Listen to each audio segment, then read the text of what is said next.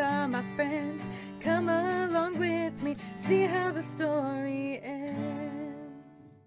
This episode is brought to you by testkitplus.com. We all know how important it is to prioritize your health and well-being, especially when it comes to recreational activities. That's why we want to tell you about our buddies over there. They can be your go-to resource for high-quality, easy-to-use recreational test kits. Whether you're planning a weekend getaway, attending a music festival, or just having a good time with your friends, it's really important to make sure you know what you're putting into your body. So head on over to testkitplus.com/professional hippies. That way you can be sure you're safe and you have the peace of mind of what you're putting in your body. They have test kits designed to detect a wide range of substances, providing accurate and reliable results in the comfort of your own home. Knowledge is power, so don't leave anything to chance. Again, that's testkitplus.com/professional hippies. Sorry about that, folks. We had a little technical hiccup there. I mean, not really. You know, what are we apologizing for? You did most of the talking. Now we got to figure. Now they can hear my beautiful voice. It's the black cat magic, baby. You know, baby. A couple of kitties just dancing on the technical Not your fault, Leo. technical buttons. Promise. Come here. It might be Jellybean's fault. Jellybean shit in the closet. Jellybean has been around with this podcast since the beginning. He's the OG listener. He is. You know, He's the OG listener.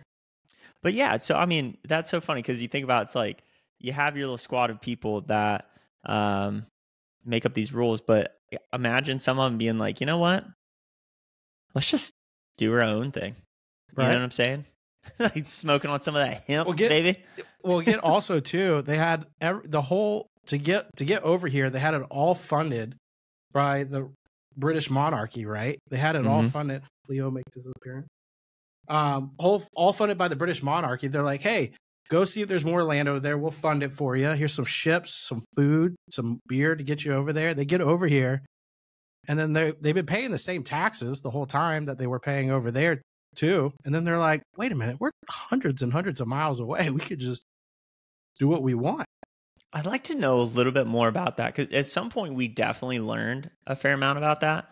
But I just want to refresh my memory on that because I feel like the taxes kept going up. You got to admit, though, at some point they were like, there's no way they would send hundreds of troops over here. Like, that's just the logistics to make that happen would be crazy. I think about it all the time. We watched, I don't know if you've seen the show on Netflix, Outlander and Bridgerton.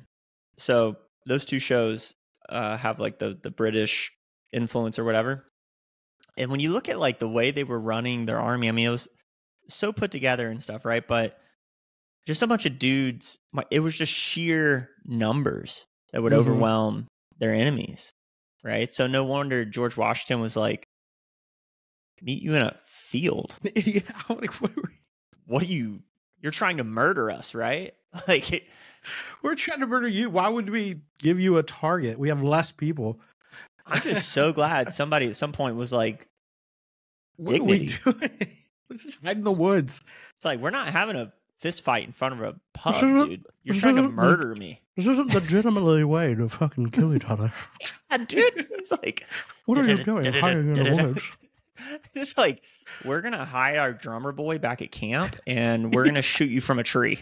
Hey, son, just stick out this one, all right? We need to, you just drink that whiskey, son. I know you're 10, but drink that and you'll be fine. But didn't this in the Civil War, didn't they kind of bring back that two armies kind of marching and meeting each other? Because then it was your own cousin you're shooting. So you're like, we got to do this the gentlemanly way. Yeah. Yeah. So they brought back the murdering and then outside of a pub kind of way. Yeah. But that was just it's so funny that we won the war because of the guerrilla warfare, and then we went back to shooting each other. I mean, I could be wrong on that, but from the movies I've seen, I mean, that's really what I'm referencing. It's just some of the movies. The Patriot. I mean, that's all I can think of. When they started having the militias, like, we're just going to form our own. Screw fighting in the field. Yeah, dude, like, that's just such a wild way to go about it. It's like, you bring your people, I'll bring my people, and we will slowly walk towards each other, shooting each other in the face. As the general, I will stand in the back where I will direct orders. And it's crazy that they directed orders by sound. too, right? Like you just did a trumpet, like whatever the sound of the trumpet was, or yelling 2 taps of the trumpet, go If right. you haven't seen Napoleon yet, I still highly recommend that movie. Man, I want to see that. I wanted to see it in theaters, Great but movie. that was my fault. That was a good theater one, I'm sure. Still pissy we missed Dune 2 in theaters. So did you know Americans spend over $1 billion on fireworks every year? $1 billion on fireworks? It should be more. It should be more. And it's ironic. It's all Chinese bullshit. Is it? Do you think they make those over there? Having to ship that much black powder over across the world? How have we never heard of a ship blowing up from fireworks? You always hear about warehouses, but you don't hear a ship blowing up. What's going to spark inside a container, I guess? Yeah. Imagine you find out this shipment is just all fireworks and you're just some redneck and you're like, you mean if I shoot my Glock right through that boat right there, we get a fireworks show? You'll hear about factories almost seemingly like every other year going up, or like storage where they're storing them and processing them. I want a boat. Static buildup. Maybe they do. We just don't hear about them. They just blow up on the Atlantic. I mean, that would be a coming across. Shitty boat to be on if that thing starts going off. I'll tell you that. And then one thought I had when I was buying fireworks last year is like, because the markup on them is crazy. I had a friend that sold fireworks with his family or whatever. They would just set up the stands and sell them. The markup's really healthy on fireworks. How can I just buy them wholesale? I don't think I've made it very far on that, because I was like, at the end of the day, like, you gotta buy so much to be wholesale, I bet. Like, right? So I mean, that's how the tents do it, right? They buy bulk to be able to resell it out of their vendor stand. Last year at New Year's, I went to the stand, and it was a couple and their kid. They were sleeping in the stand. They had like the mattress set up behind it. I was like, dude, the hustle is hard here. He was like, oh yeah, man, we're here all month. It's living out here. I'm like, holy shit, dude. I was like, I might be back. Ended up making a run a little past midnight just to go buy some more. He was like just shutting down, and I was like, give me what you got, man. I don't care. Give me what you got, dude. We have a fireworks stand over here all last year. Since the moment we moved in this house, because I missed it the first year, I was like, there's a buy one, get 5 free. Like, that's their thing. And I'm like, I damn sure want to buy at least 10 of something, you know? Yeah. And, you know, it wasn't the fucking snakes. I tell myself every time I do fireworks, I have to have, you know, how you have your utility budget, you have a budget for everything. There's got to be a firework budget. So you're like, all right, should be in the yearly budget. Every month, I just go run by the fireworks store, buy like a little pack of something or whatever the budget is for that month. And then you just build up to your fireworks show.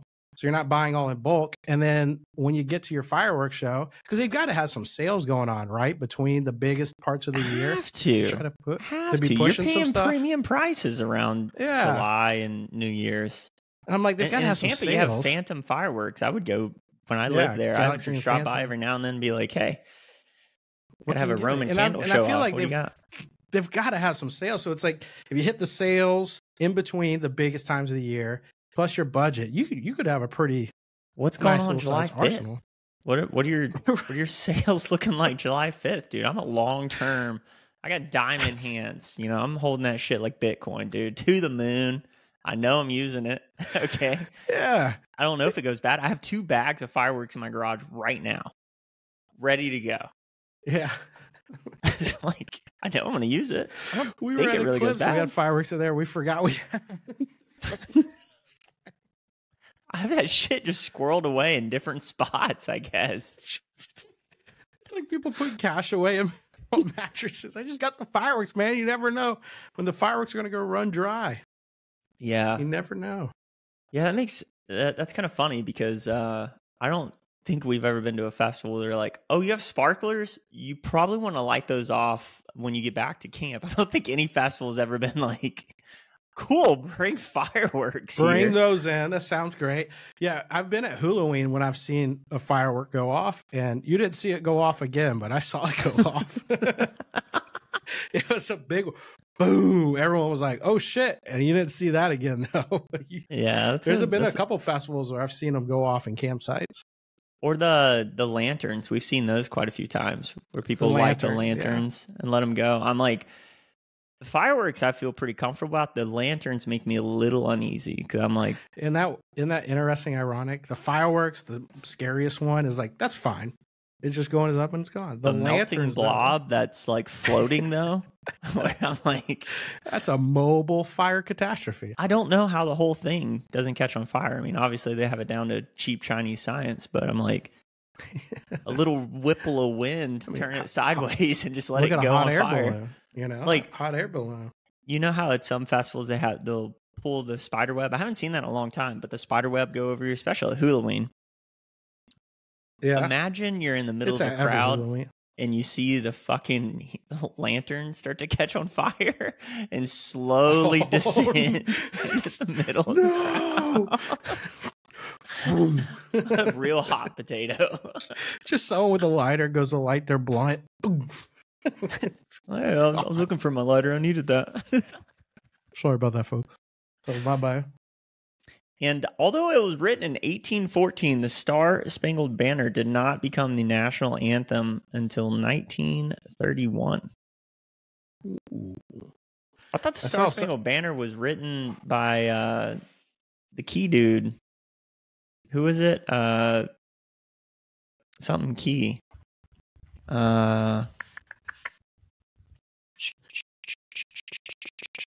Francis Scott Key. Francis Scott Key. I thought he wrote that on the ship. I thought he wrote that during a battle. Yeah, or like at the fort. Because when they woke up the next day, they couldn't believe that they were still alive. I mean, that's what the whole song's kind of unofficial and slowly gained popularity. It was Key observed the British bombardment of Fort McHenry in 1814 during the War of 1812. He was inspired upon seeing the American flag still flying over the fort at dawn and wrote the poem, Defense of Fort McHenry. It's coming together. It's coming together for me. This is where I'm showing my ignorance within a week as an American. With the suggested tune of the popular song to Anacreon in Heaven. Anacreon in Heaven. What does that mean? The song with key lyrics. I saw a fact not long ago where it said they caught some German spies during the war because back then you'd have like Germans would just learn how to speak English and kind of act American, and then they asked like, can you name what's the tune of the Star Spangled Banner? And I guess it has multiple verses. So the Germans said multiple verses, and so that's how they caught them, because most Americans only know the first verse of the song. Most Americans do not know the entire 3 verses of the Star Spangled Banner. So you get caught for overstudying. How about that? Yeah, that makes sense though. And what war was that? Do you know? I can't. 2 or 1. I can't remember which one. I would assume 2 on that one. Gotcha. Yeah, I mean, I guess as I'm kind of like thinking about this, so 1776 is really when we told the Brits to fuck off, and I guess shit really started hitting the fan after that. I always kind of assumed it was pretty immediate, but I guess we had the whole French fundraising campaign. There's you should watch the show John Adams. If you've never seen that, it's either on show Max. John Adams. Yeah, it's just called. I think it. Yeah. Show about John Adams. It might be just called. I believe it's just about. Yeah, it's just called John Adams. Came out in 2008. It's on Max. It is great. It's about during that whole process. It's pretty historically accurate too. Oh no, here's the one I was looking for. In 1775, the Continental Congress authorized the invasion of Canada, hoping to bring it into the rebellion against Britain. The invasion was ultimately unsuccessful, but it marked a bold early move in the Revolutionary War. I did learn a little bit about that when I went to visit Canada. Right there on the border at the falls, they have a nice little museum, in Toronto, a museum about, hey, we really respect America, but check out this whole period one of way you time where we know. told you guys to fuck off. You tried. We don't blame you. It's nice up here. Yeah. At some point after that, too, there was a nice bargaining agreement where they were like, hey, we really see what you're trying to do here. How about we just draw a line? You guys take coast to coast so you feel safe, and we're your friends. And you get that side of Niagara, we'll get this side. We got the better side, don't argue. But, I mean, when you think about minerals, they got a lot of minerals up there, a lot of oil. Mm-hmm. That good oil. Sure, but then we were like, but we want Alaska. We bought Alaska from Russia, didn't we? Yeah, pennies on the dollar. Wow. Yeah, even then it was. I mean, it was like one of those good investments. Someone had the vision, right? And they're like, "Let's see what we can do." Or the Louisiana Purchase. Bought all that land from the French. You know what? This country has been built on really good negotiating skills. Not if you ask the Indians. I mean, was it a good negotiation, or is it kind of on our end? That's what I'm saying. It's our end that we did good negotiating skills, not everybody else. Yes, when always looking to negotiate, have in your back pocket a pistol so you can murder.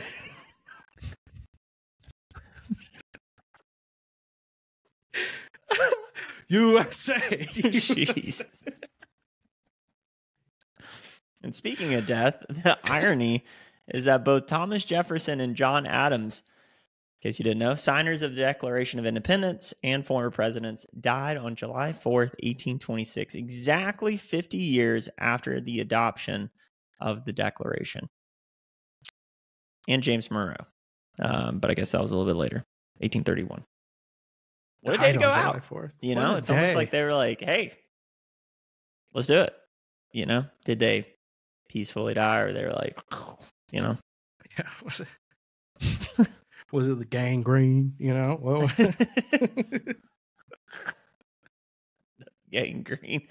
Oh, man, what a gang color that'd be for them back then. I think, yeah, you missed one there on the red, white, and blue. Should have gone for green. Gout. Oh, you forgot the other color, gout. Get that on there. But that's gout. Stars. Gout's where you just you overdrink, you do a bunch of stuff, and you start getting these lumps in your legs. It's nasty work. But it was celebrated back in medieval times because if you had gout, you had enough money to drink your life away. It's like when you being fat was looked at as a positive thing because you had all the money in the world to buy all this food. Yeah.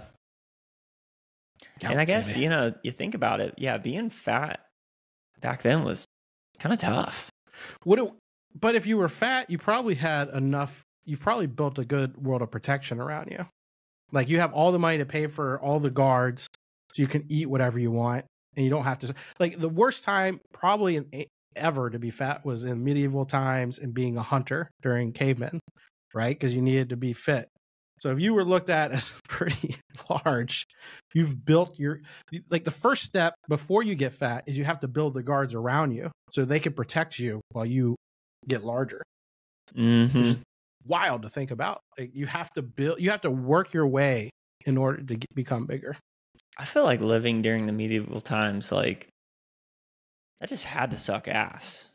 I mean, up and down the street, you have these populations getting denser and denser and stinkier and stinkier. But humans are very adaptive creatures. If we don't know any better, we're like, okay, cool, this is what we're doing. Lots of smoke in the house because that's good for your health. Apparently. Man, you used to be able to smoke on planes. That's wild. Yeah, bring it back. I don't know. Fattest president of all time was William Taft, 27th president of the U.S. And speaking of cigarettes and being fat, you know what else is good for your health? Hot dogs. The first Nathan's famous hot dog eating contest was supposedly held on July 4th to settle an argument among 4 immigrants about who was the most patriotic. Ain't that American? That's American as fuck. And were the hot dogs back then better for you? Probably. Wait, had to have been. I mean, Had to have been. probably still not great because it was probably just the remnants or whatever was left off the carcasses after they just mushed it together. But still, that's still healthier than probably what's today. My good buddy Nick in college, when I was hurting for money, and Publix, you know, they always have BOGOs on stuff. Like that's what I would buy: BOGO pasta. Oh yeah, sauces, BOGO pasta, stuff like that. the BOGO hot dogs. That's and how it you runs down the survive in meat college. section too. Surprisingly, it seemed like every week a different brand of hot dog would be BOGO. So I was at a certain period in my life, I was eating a lot of hot dogs, and I've never had someone give me a intervention around hot dogs up until that point. But I had a real ass sit down with a friend that said, "Hey man, I'm really worried about you eating all these hot dogs," and presented to show me facts about are cigarettes or hot dogs worse for your health. And I go, I agree with you, man. I have not disagreed with you once. So are you going to pay for not me eating hot dogs? Because I'm up for that. I'm not disagreeing with you. I mean, think about Colton in college and all the questionable life choices I'm making at that period in my life. And hot dogs are the one. That's the problem. I had a nice healthy diet for a while of ramen, hot dogs, and ramen. That was the healthy diet for me for a while. It's not about healthy. It's about I just need energy to get to the next day. Yeah, subsisting. Just try to get to the next day, man. I'm not talking about. Actually, you know what? I will take a cigarette too. Like, can I have that? Like, I don't think it's fake. Hot free is for for me. Cigarettes. Free is for me at this point, man. You're giving me the lecture. You do have the solution? Give it. You think I want to be eating fucking hot dogs every day? Fuck, dude. I'm happy when I get the cheese-filled one. Like, oh, dude, that's where I draw the line. I can't handle those cheese-filled ones. The cheddar-filled. Because it's always hotter. The cheese always came out hotter than the outside of the hot dog.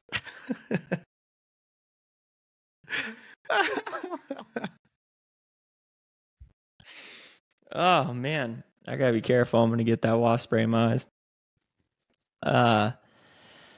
Oh, yeah. Okay, cool. So getting back to something light and fluffy. So before becoming president, Andrew Jackson was involved in many duels. In one famous duel, he killed Charles Dickinson after being shot in the chest. Jackson carried the bullet in his body for the rest of his life. That's pretty cool. You just carry that bullet, and you're like, how did that not kill him, though? Lead? Right. You know? It's a little bit of lead. That's all. Just a little bit. Just a little. Just a little bit of that. And he got it out of him. Yeah. Yeah. I mean, it's not like it stayed there. No. Jackson carried the bullet for the rest of his life. Oh, in his body. I thought you said in his coat pocket he carried it. Oh. No, I didn't say that. If that's a fact that you know. Oh. The fact I'm looking at just says Jackson carried the bullet in his... No, yeah, it says it right here. In his body for the rest of his body. life. I thought you said in his coat pocket. In his body. My dad has that. When he was younger, he was sitting at a light. My grandmother driving the seat. And someone came along, shot a bullet into the car, and it went to my dad's shoulder, went across the spine, and into the other shoulder. And somehow a miracle, it never affected him. And the doctors were like, it would be more harmful trying to take this thing out than it would to leave it in. So he still has a bullet like inside the back of his shoulder to this day. What? Yeah. Like it must have gone up under the shoulder blade or something? It went from like if he's sitting in the car this side, I don't know where it landed. Where's the resting place of the bullet? Because it obviously is not on top of the shoulder. Behind the shoulder. It's like behind the shoulder blade back here. Ooh. Yeah. Like you can't feel it. You can't like see it. It's just in there. Does so every he time feel it rolling his shoulder at all? Like, I don't think so. He's never brought it up or anything. Like if you ask him, it's there. Of course he's there. But like anytime we've ever gone through TSA or anything, they're like, "What is that?" And he's like, "A bullet." Like, so we're gonna have you step over here. Gonna need to check your nutsack because he's a big dude too. So like they're like, we can't take this guy down on a plane, so we need to check. Yeah. Yeah, so Dude, he that's said wild. that guy's still in prison. I mean, he every now and then he's got to go to that like deal with that guy, like to see if they let they him out found of the prison. guy. Oh yeah, they caught him and everything. Every so many years, they send him a letter like they're looking to get him out of prison. And he's like, "Hell no, dude! I almost died." The guy just randomly fired off into his car. I think he was on a chase and they were shooting back and they just shot him accidentally. Like they came neck and neck and he just shot and it went right through. He said he didn't even know it happened to him at first.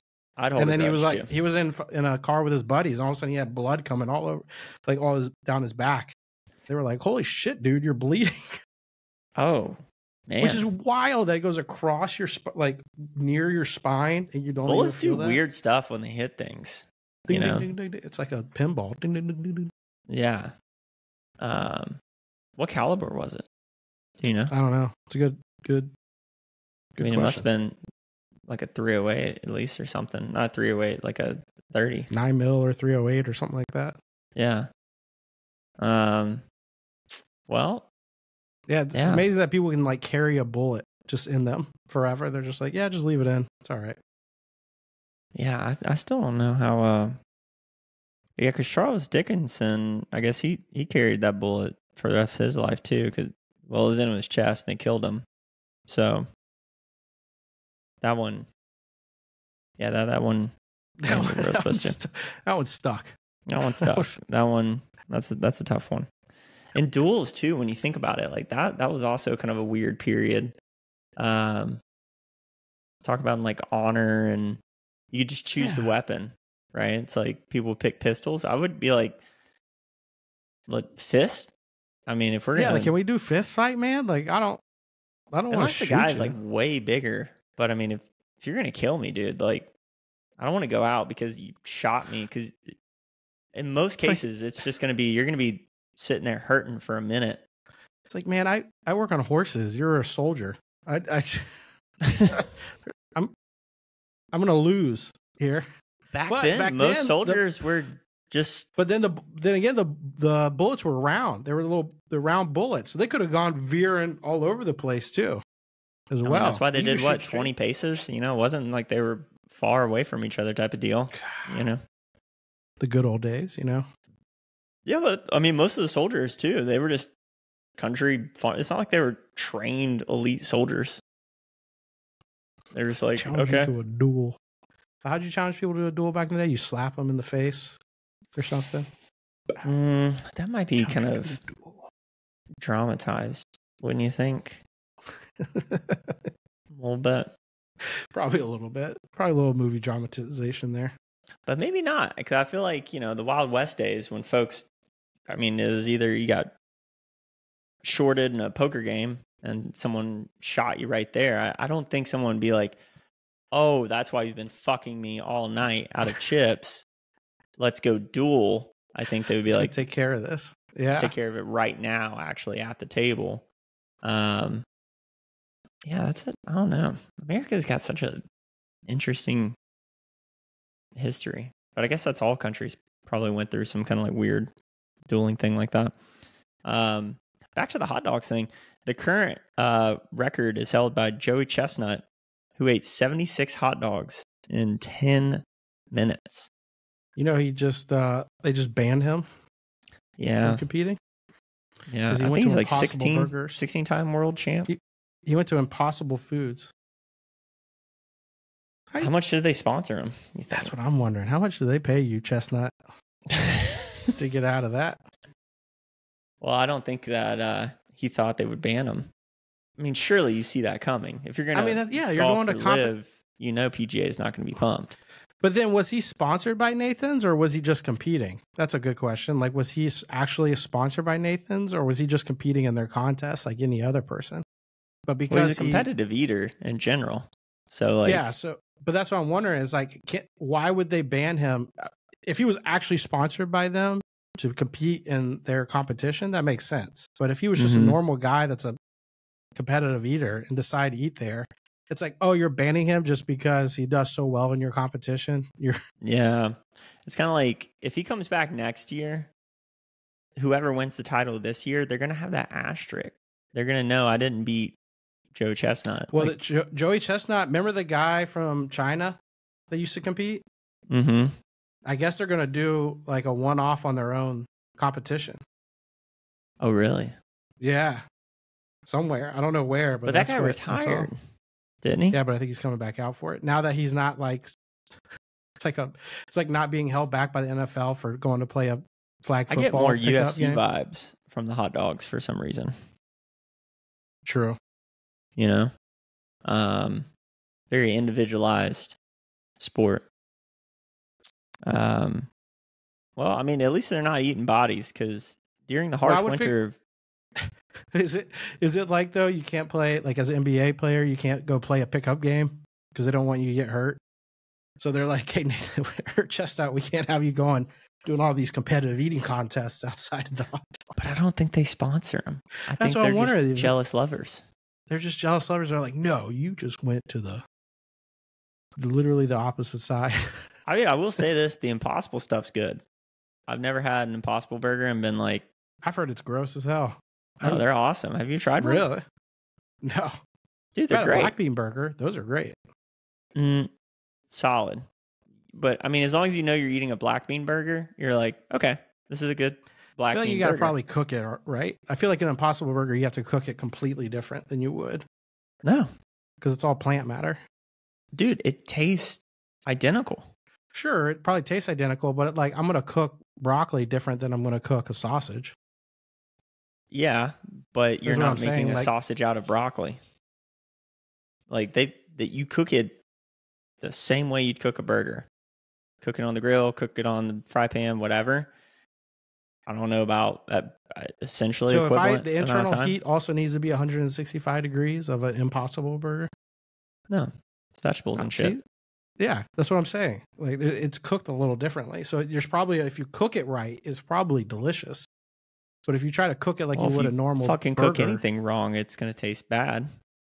That's what I'm saying. Is like, I've heard people say it tastes like shit, so they probably cooked it like they probably would have like a regular burger, and they were like, "Oh, this is gross." It's like, yeah, if you burn broccoli, it's going to be awful. Yeah, I don't know. At that point, we're just having a conversation of, did you look at it? That's what I'm saying. It's like, I don't know how you fuck that up. You're cooking food. Did you read the instructions?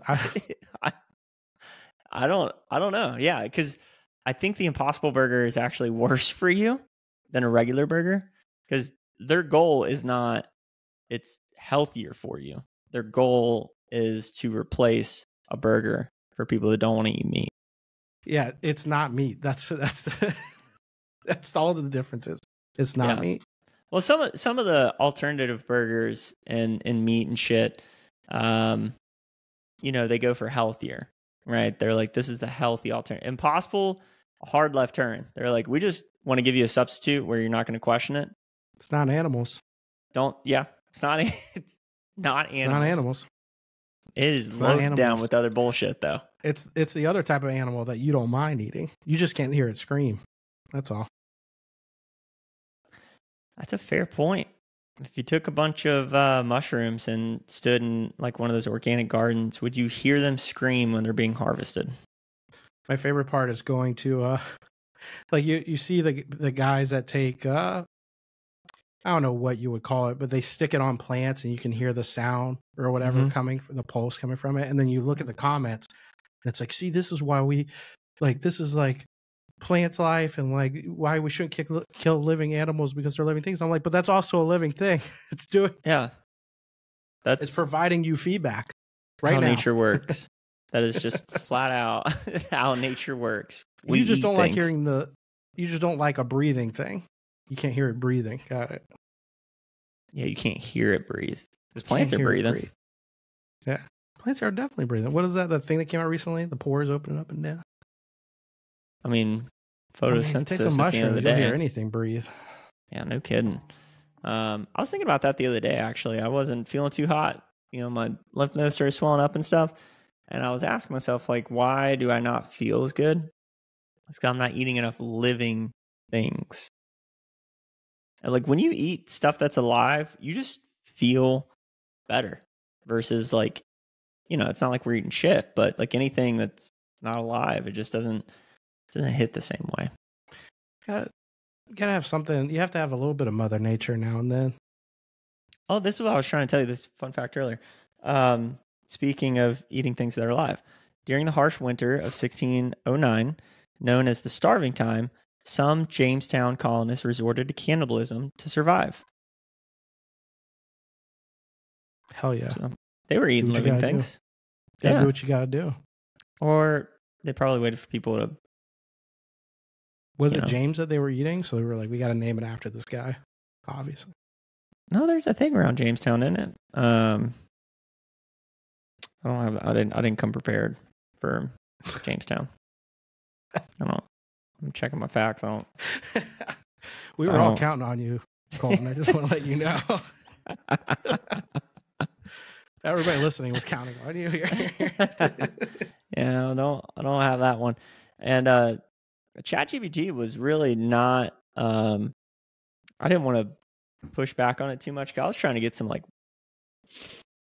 unsettling facts about American history. It's very right-leaning, apparently conservative in its facts. It was like, no, you know, it literally corrected me. It said, "I gave you the facts you're looking for," and it was more patriotic shit. And I'm like, okay, dude, all right. I hear you. You know, the Declaration is written on hemp paper. Mm-hmm. Oh yeah. I listened to a great podcast that was talking about hemp and going through like why that's still like so ingrained. Oh man, this is when having the receipts would be super helpful. But I mean, it was just a total industry move from the printing press, and a guy that owned a bunch of like not plantations, but like farmland for trees, essentially, just a lot of acreage. And he was like, "Hey, this shit's already set up, super expensive," and lobbied essentially against hemp, and in so many different directions. I don't know how much you know about it, but just the limited I learned through that podcast and whatnot, like hemp makes sense on all levels. It's more durable than cotton. It's regenerative. They made like a car. I forgot what it was, like a car door or maybe a whole car out of hemp, the siding of it. Mm-hmm. And they were smashing it with a hammer and it wasn't even budging. Yeah. It's like, hopefully that comes from the rescheduling of cannabis. Hopefully that's one of the things that we make progress on is hemp, because I think that's going to help a lot of farmers out, because farmers are hurting right now.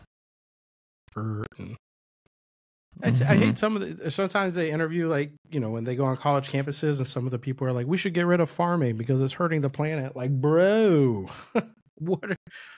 what are you saying right now? I mean, I think how you get everything? We could do a lot of good if America just encouraged people to have like victory gardens.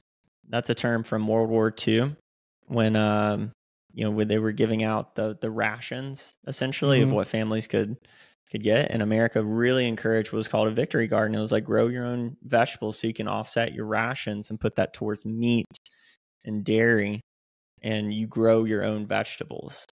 It's like, I don't know about you, but I think about that every now and then. All of the shit I throw away, the organic material, because I'm not composting it. I'm like, dude, I would have a ton of great soil if I just put my food scraps into the compost. At the next house, the bigger house we move to, I'm definitely, like, we already have the plans to build a garden to get something going. Sure, dude. For sure. Like that's like in the works. We already know what we're going to grow and everything.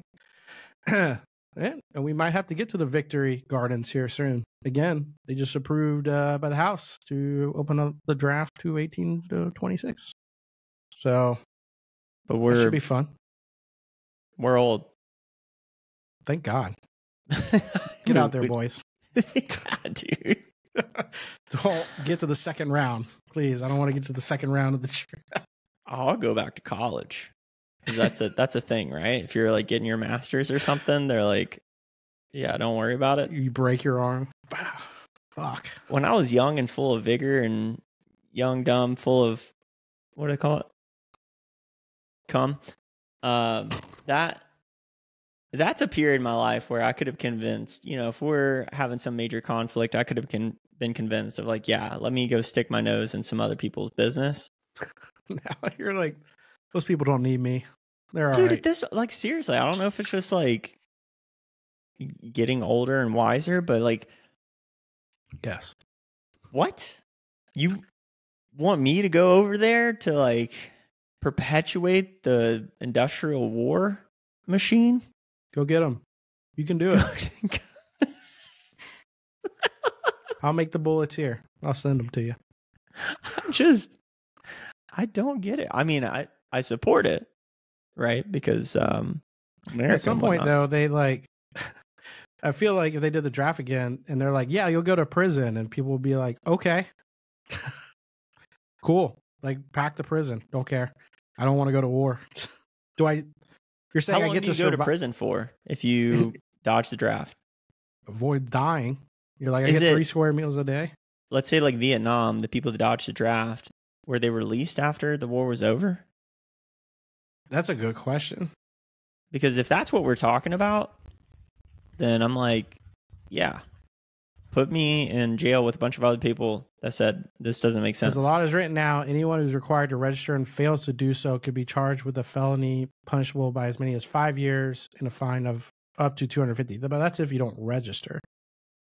I would assume it's similar for dodging the draft. Oh yeah, people will just be like, "Fuck yeah, we'll go make a living in prison for 5 years, whatever." How long is this war gonna last? Probably 4 or 5 years, anyways, right? Like, okay, cool. I'm gonna go. Yeah, like especially Vietnam. I mean, granted, they didn't have the access to information, so it was all the propaganda coming but back then your over. draft number comes up, and you're like, "Fuck." I know. All right. And you're And like, what do you want to do? Do you want to be in a plane? You qualify for a plane. I'll be like, you're like, can I choose where to go? Can I be like the gunner on a ship? Maybe, I don't know. that's where you don't want to fuck up if you start asking buying questions, like back to the sales thing, right? They're gonna put you where you don't want to be. Well, I really don't want to. And the recruiter's like, well, if you, I don't know, let's not, hypothetically, if you did want to, like, what would you be okay with? Like, I mean, I've always wanted to fly a plane. So, okay.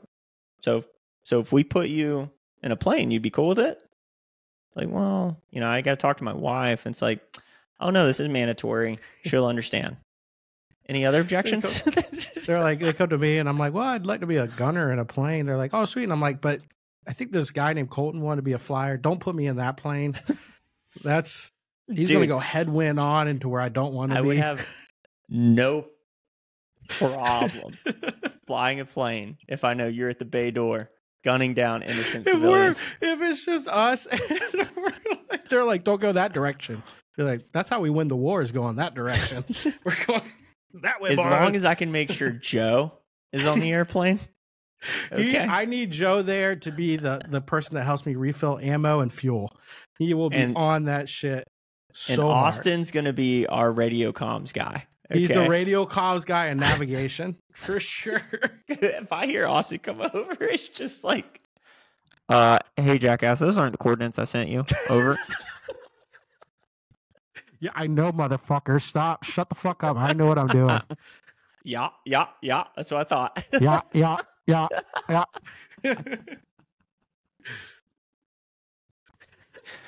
Oh man, maybe we did or miss our calling, because that was the thing. Luke, just sit back there. Just keep a lookout for us. If you what could. Was the recruitment campaign that the Brits did? It was like it had a catchy name for signing up with your buddies, because they figured out, hey, all these guys, if they get one guy to sign up and they can bring their friends and they keep them all together during World War I, they'd be excited to go.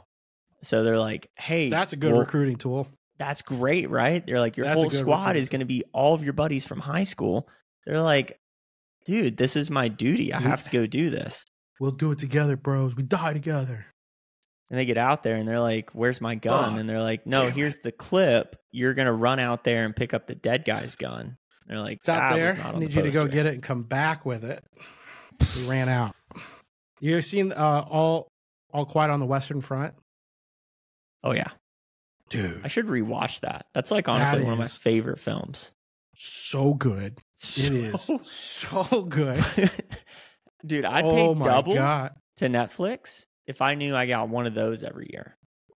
Right? Like that movie, that was just golden goose. Like that was so good. Everything a man wants. Everything. And from the other, also finally one from the other world's perspective, you know? That was awesome. Just being able to see that. You know? Like back in the day, like Band of Brothers, Saving Private Ryan, Rising Sun. Oh man, there's just so many good like carnage movies, but I feel like there's not enough. I need more. I need that fixing. Yeah, more. Dude. Like there was a good one with Tom Hanks where he was on the battleship. He was commanding the battleship and like I haven't seen that, but I've heard that's a good one. I heard Super that's a good. One too.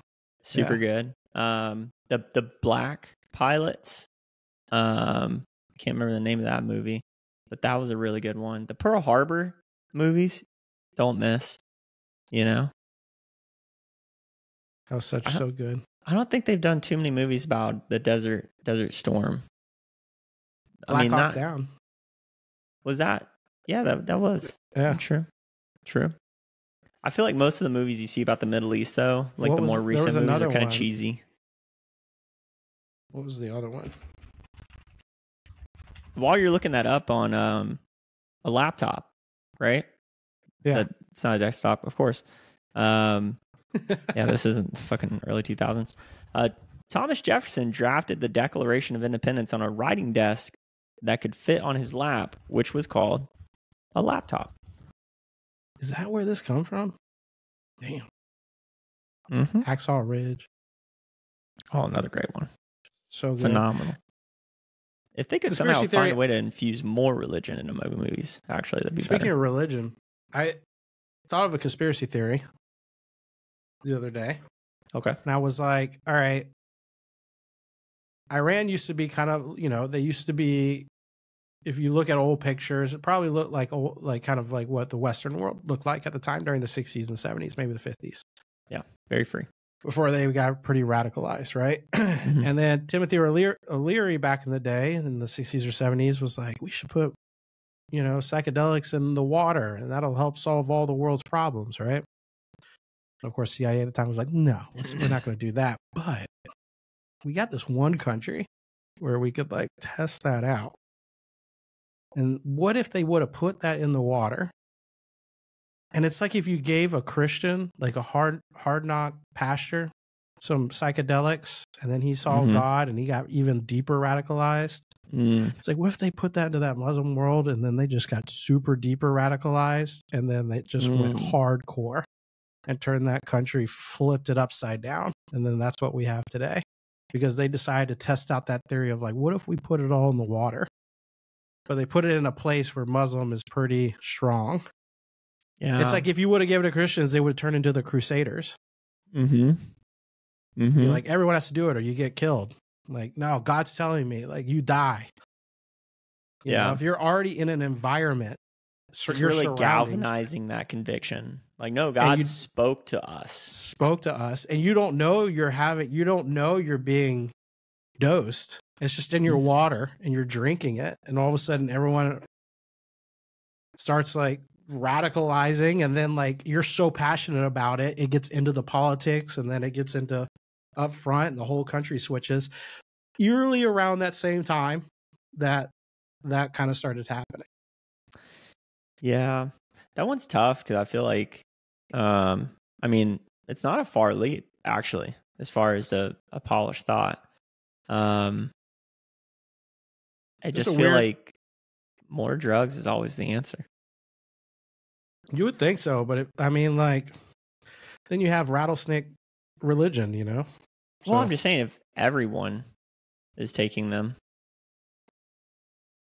for the most part, then I just feel like it typically is an issue when it's top down, right? When the leadership is like, no, I have the golden glasses to read, but the golden leadership tablets. Would have also been drinking the same water. They all would have been drinking the same water system.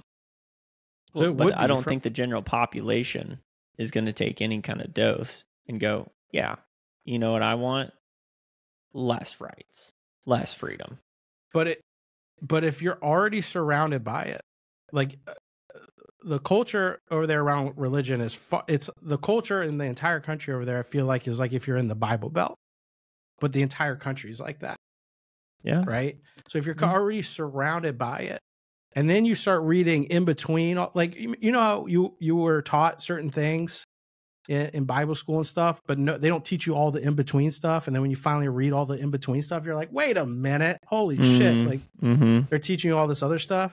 But that's kind of what they were doing, I feel like, with the Quran. And then you start reading in between all the other lines, and it's a lot more strict with theirs than it is the Bible here. And then they're like, wait a minute, this is what we should be doing. And then they just go off the rails. The thing is, I don't think it's actually that strict. I mean, I'm coming from a and very limited scope of information. I think that's the extremists.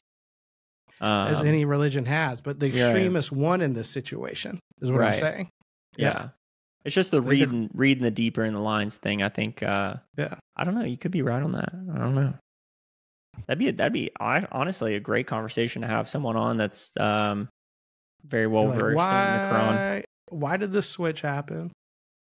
It was around that time too, because hey, they went quiet after that country switched their beliefs on everything. All of a sudden, we don't want to put it in the water system. Yeah, why haven't we had like a panel discussion on our podcast yet of having someone that's like Muslim, Jewish, Christian? I'd be interested in just that conversation, being like, anyone that's very devout to the religion should be open and excited to have a very civil discussion with other people in other religions, and just be like, well, you know, this is what we think and why we think, you know, this is the path to follow. And I don't think it'd be very difficult to find some religious leaders be like, hey, come on, teach us about your religions. You know, duke it out. Right here. Yeah, I mean, not really like poking them with a stick and be like, who's better? I would just be like, I mean, questions like these come up for me all the time. Which I always look at is like the Old Testament and the New Testament. Old Testament's like a warrior god, like, screw you if you don't like me, I'm sending a village to kill you because you don't believe in me. And then like he takes some psychedelics and then he's like, I have a son now and he's going to teach you how I live. It's like, I smoked a burning bush and I went to Bonnaroo and it all changed. I heard Pretty Light Set at Bonnaroo was awesome. I saw some clips of it. So disappointed that we weren't there Pretty Light this had year. 2 sets. Dude. This year, like, I got real Roo sick. I was like, man. Me too. Oh. Because I know it's not coming for a while. I don't see Bonnaroo on the docket for a bit. And I'm like, yeah, me. That's the thing. It's like, it's not on the docket for a little while. When I felt most like reminiscent, if you will, is when my Facebook memories popped up when you were sitting at that foldable camping thing Joe brought, and he just flopped back for some reason. The table tipped on you, and you're turtle shelling it, trying to get up for a second. I was like, hey, let me just. I need this for me. Let me just stay where you're at. I need to get my phone. I'm just tripping so hard I can't roll over. just put your arm down and lift. That's all you got to do. Just painting. Some of the stuff I was going to update you with Burning Man. So this will be also some fun facts. So my original idea was like, hey, if we're going to do the theme, for those that aren't, up to date on our Burning Man camp. So it's Camp Professional Hippies, and the theme is Not Another Stupid Podcast for various reasons. And so the idea that I originally had was like, hey, we have, one of those crank it vinyl recorders, and we would scream into the horn and record onto the vinyl, right? Turns out that idea totally works if we wanted to play the recording. Much more difficult if we want to record onto a blank vinyl. In the beginning, for what it matters. I mean, fuck it, we're on a podcast. But for context, so when Edison originally created, it was called a phonograph, and it was a cylinder, and it was a wax cylinder. It would go around, and that's Mary Had a Little Lamb was the first recording. And then it goes to a chronograph, which is now a disc. So it's like aluminum malleable disc that would be recorded on, and that quickly translated into more larger, deeper groove formatted vinyls. So where we arrive at is a place where, one, it's very difficult to get those old discs. They're either very cost prohibitive or not reliable. I'm not necessarily worried about the quality of sound. I just think it'd be a fun experience. So now I'm looking into like other recording devices. One of them is called a recording wire. So it's literally like thin picture fishing line that you can put on spools, and it magnetizes the wire as it's going by, and you play it back and you can listen to that. But I think what I've settled on is a briefcase size cassette recorder, because I feel like the dust won't get into the cassette tape as hard. Anything that if we can make it though look old, like if we have the shit's from like the 60s. If we can make if it looks old and we can make it look old, that's going to be perfect out there for Burning Man. Right. I just want to make it a little bit more complicated than it has to be. And this is like what the news reporters had. They had like a briefcase with the cassette thing and the mic, you know? So I'm thinking, because we're telling people out there, like, yeah, this is going to be like this is an art project for later. You see, yell into this thing. We're going to have it posted. Here's where you go back and you give everyone a little QR code. Listen to it here later. This is where it's going to be at. That'd be cool. Just tattoo them. You know, that'd be. Dude, if we could tattoo the QR code on the people, that'd be. I don't know, not even QR code. We'll just scribble like PH or professional hippies or just hippie. We'll just do 3 dots. You know, just scar them somehow. I think. I mean, showing up to our booth is going to do that. We don't need to. You know. Yeah, that's a fair point. And then the other thing maybe you want to think about is theming your bike. If you'd like your bike to have a theme, I'm theming mine as an owl. As an owl, ooh, that's good. I got a big old owl that's going to go in front of the bicycle. I bought some owl fabric with feathers. Why don't you just get the owl scarecrow thing and just mount it on top? I looked at it and I was like, no. I'm doing that. I'm putting the owl in front of a big basket, so it's like a bird's nest. Ooh, that'll be good. Having the basket's a good idea. Yeah, that worked out. When Abby had that worked out really well. I got a cooler for the back if you would like to get another cooler, because I feel like with 5 people this year, we're going to doing a trailer style, like where you kind of pull the trailer back behind. Good. Bike. I just have the cooler. It's going to be mounted right behind me. So you have like a little. Ooh, that'd be really cool. Yeah. Yeah. It just attaches to like the under your ass, and it comes out and it attaches down to where the with more wheel people attaches. Like that'd be nice to have, so we can just carry the beers or water or whatever else we want in there. Yeah. So when I get your bike situation figured out, if you want, I can just send you the link for the things that I bought, because having another cooler would be clutch. Yeah, I'm down for that. Mm-hmm. That sounds good to me. Just got to find a bike that I can put the thing on the back with. Yeah, we'll figure the bike thing out, and I think as far as independence goes and freedom, I feel like we figured that out. I live in this country where we have the ability to do this kind of stuff. I'm grateful for that. Mm-hmm. You have the free speech to say what you think, what you like, what you don't like. That's the one thing that I don't get is when the people are like, I hate America. I'm like, you can only say that because you live here. Right? Like you have all the rights. You can say that for sure. Say it. I don't care. You have every right to do that. There's plenty of other places you can say that too, but they probably don't have guns. They're not going to really like it. You won't get away with it for too long. That's true. You know? Yeah. I mean, I like a lot of things about America. A lot of things I don't like. You know, having 2 people that I wouldn't feel comfortable driving the country as my candidates. Not excited about that. But I have a lot of faith. We'll figure it out, or we won't. And it's like when you're young, and you finally snuck out of the house, and then you're like, you're in the back of some Volvo, for whatever reason, because you're with the guy, you and your buddy, or with your other older friends that have a car and can buy you beer, and they're driving 100 miles an hour down the road, and you're like, I shouldn't be here right now, but I am. I know that feeling. You're going down Highway 20 and up in the Panhandle, and you're like, it's not right.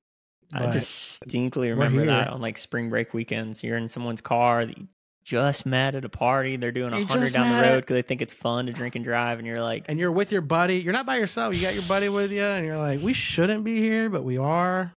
And I'm eating some Doritos. So I've had a couple of looks with those buddies where you're like, dude, those trees are going by us fast. And I don't think this person knows how to drive. Closer on every turn, and I'm not liking that. Oh man. All right, dude. Well, let's shut her down. Hey, if you guys enjoyed this episode, USA, leave us a good old patriotic review. We have a little bit of an expert series coming up. You hopefully enjoyed the episode last week. Go feel free to show them some love, as well as the episodes coming up. And then Dylan's going to be in Bulgaria. I'll be in Bulgaria for a month. So the next few episodes you see after this are going to be teed up, right? So we've already recorded these. They're kind of teed up for the next about month. So yeah, going to be in Bulgaria. Get to be my first time to leave the continent, go to a different world, enjoy that, and be there for a month and come back and we'll record some more. So, and I'll report back. Yeah. With that journey. All right. Hey, we love you guys. Go celebrate in style. Be safe. Don't blow off any fingers. Happy 4th of July, folks. Peace. Peace.